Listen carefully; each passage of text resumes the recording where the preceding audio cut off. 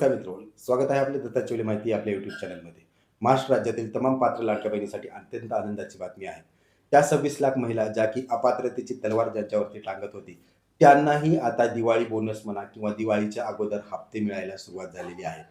बहुतांश महिला आहेत ज्या की मागचे जून, जुलै, ऑगस्टचे ज्यांना हप्ते मिळालेले नव्हते, त्यांनाही आता हप्ते मिळायला सुरुवात झालेली आहे.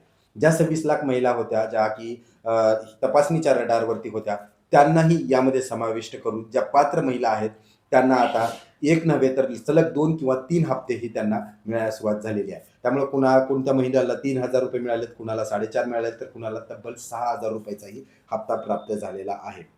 आता यातच असं झालं की बहुतांश त्या 26 लाख महिलांपैकी बऱ्यापैकी महिलांनी ई-के-वाय-सी केलेली आहे आणि ई-के-वाय-सी केल्यानंतर सरकारच्या लक्षात आलं की या पात्र महिला आहेत आणि कुण्या ना कुण्या कारणानं ह्यांना अपात्र करण्यात आलं होतं. मग अशा महिलांना आता दिवाळी बोनस म्हणून 2 हप्ते किंवा 3 हप्ते लगातार यायला सुरुवात झालेली आहे. मग आता हा प्रश्न आहे की सप्टेंबर महिन्याचा हप्ता जर का मिळाला असेल दिवाळी अगोदर, तर मग ई-के-वाय-सी ची अट शिथिल करण्यात आली आहे का?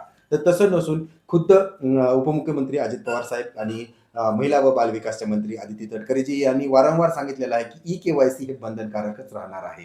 केवळ आणि केवळ तांत्रिक अडचणीमुळे जे काही ओ-टी-पीची अडचण होती त्यामुळे ई-के-वाय-सी महिलांना मागच्या 1 महिन्यापासून करता आला नाही. त्यामुळं जो हप्ता आहे दिवाळीपूर्वीचा सप्टेंबरचा हप्ता जो वितरण केला दिवाळीपूर्वी, त्यामध्ये त्यांना सूट देण्यात आलेली आहे आणि सरसकट या हप्त्याचं वितरणही करण्यात आलेलं आहे. परंतु जो काही येणारा हप्ता असणार आहे पुढील महिन्यामध्ये, त्या हप्त्याला जर तुम्हाला पात्र व्हायचं असेल तर ई-के-वाय-सी तोपर्यंत तुम्हाला करूनच घ्यावी लागेल.